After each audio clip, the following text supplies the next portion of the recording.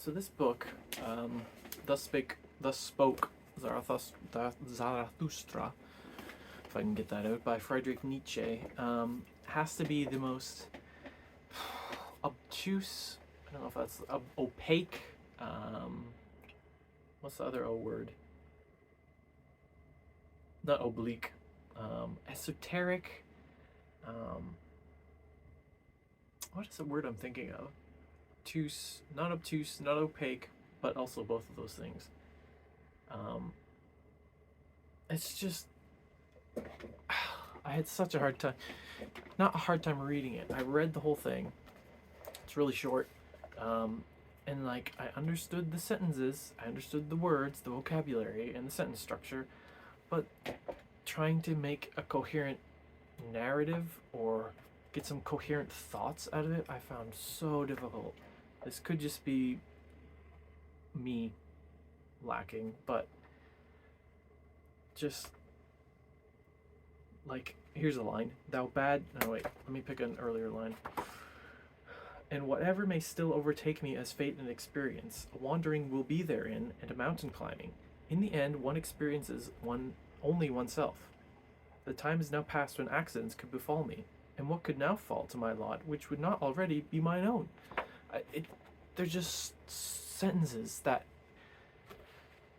Anyways, so I did get some things out of it, but I don't know how much I sort of mistook from it going into it, knowing some of Nietzsche's philosophy.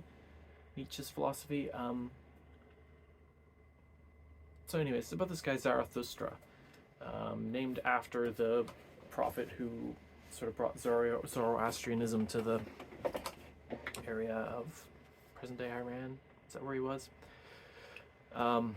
Anyways, but he's this guy, he's in his cave in the wilderness, and he wakes up one day and he's like, I'm gonna go down and talk to people. So he goes down from his mountain and talks to people.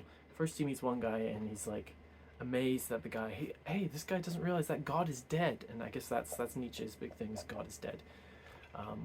So then he goes into the city and he preaches. He says a whole bunch of stuff. I don't know what he's trying to say to them. And they'll sort of laugh at him and shun him and send him on his way. So he leaves the city and he's like, oh man, wow, these people just don't get it. I guess I shouldn't be trying to preach to the masses. I should have like a select group of individuals who are in on this knowledge, and only those few people can truly understand what I'm trying to say. So then he goes and finds a bunch of disciples, and they follow him around, and he tells them stuff.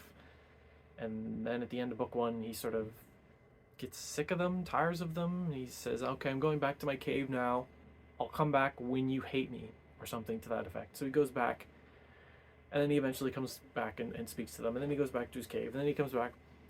The only one the book that sort of made sense, there's 4 books in this whole one, is the 4th one, which I looked it up, and the 4th one was never meant to be published. He published like 40 copies or something like that and distributed them to his best friends and said, this isn't for the populace, which sort of echoes Zarathustra in the book, like, this knowledge is only for those not initiated, but those who can handle it, sort of thing.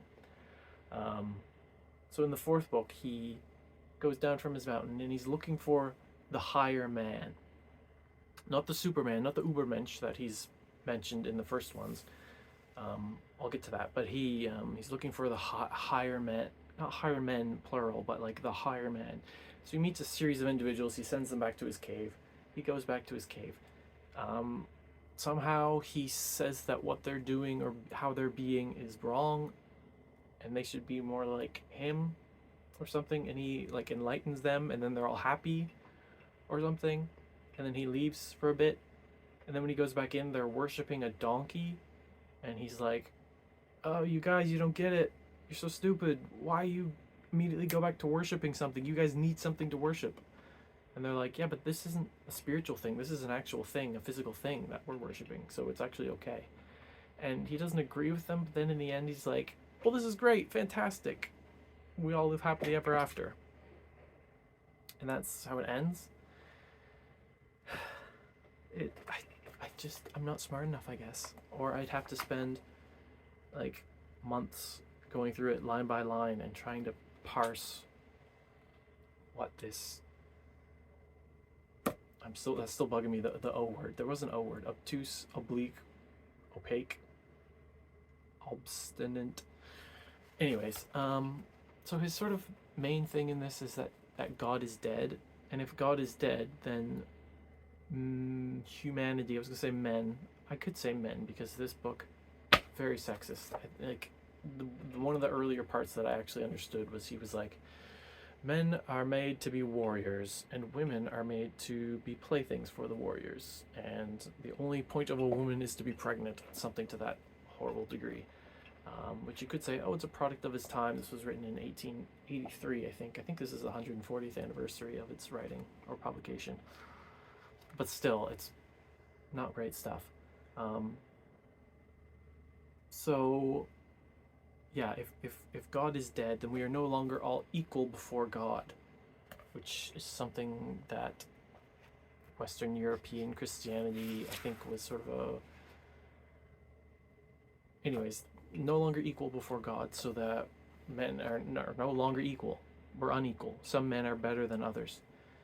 And that seems to be a major point, is that like these higher men that he, in the fourth book, that seem to be sort of Nietzsche's friends that he gave only this copy of the fourth volume to,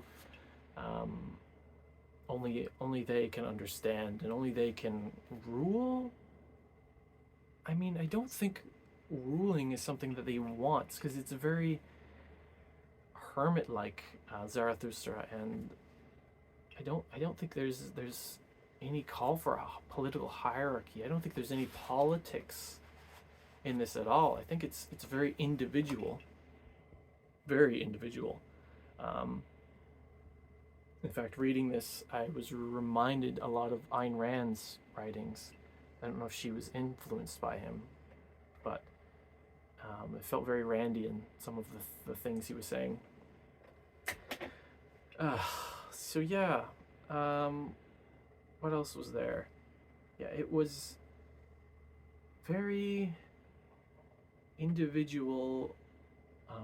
How there's the Superman, the Ubermensch, that I don't know if it's supposed to be an evolutionary thing, or sort of a societal or cultural change, that we have humanity as it is now, and we're trying to get to the Superman, something, a being greater than us, and we are just meant to be the bridge, or sort of the very best people are meant to be a bridge to get humanity to that point. And that's the goal. I mean, the betterment of humanity is a good thing, but this is very much anti-collectivism and pro-individualism, where sort of the lives and wants of others don't matter so much as the goal does, and the only lives who matter are our own. And what I understand of Nietzsche is he's trying to overturn a lot of Christian values. So like he goes really heavy into pity. He says pity is such an awful thing, and in fact that's how he says God died, because of his love for man was so great, that he pitied mankind so much that it killed him. Or that this one creature being person in the fourth part killed God because God loved and pitied him so much, and he hated being pitied, so he killed God, or something to that effect. I don't really know what he's trying to get at. Yeah, like I said, some of it made sense, but I ask you, where have there ever been better robbers and slayers in the world than such holy precepts? Is there not even in all life robbing and slaying? And for such precepts to be called holy, was not truth in itself thereby slain? Or was it a sermon of death that called holy what contradicted and dissuaded from life? Oh, my brethren, break up for me the old tables. Like, that sort of, not diction, I can understand the diction, but I can't understand. I mean, in that sentence, break up the old tables was sort of the old norms, the old sort of rules, unwritten rules of society. He wants them done with, and to sort of create a new world where we don't have these values of pity and love your neighbor as yourself and compassion and all these things he wants to do away with. and like issues of good and evil. He says, I don't know if he says there is no good or evil, or that it doesn't matter, and other times he says it's better to be evil, and there's an like I don't know if he outright says it, but it feels like selfishness is a virtue, but then he has a whole thing about virtues. It's so dense. It's so much, this book. Not dense.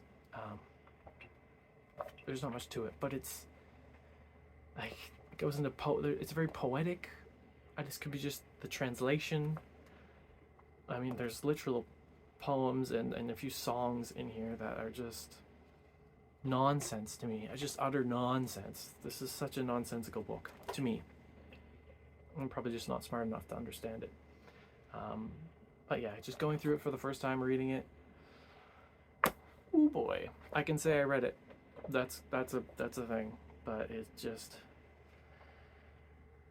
yeah, I could see how maybe at the time it would be such a shock and such a transgressive piece of literature, but I don't know what else to say about it. I'm sure there's other things, but that was Thus Spoke Zarathustra by Friedrich and Nietzsche.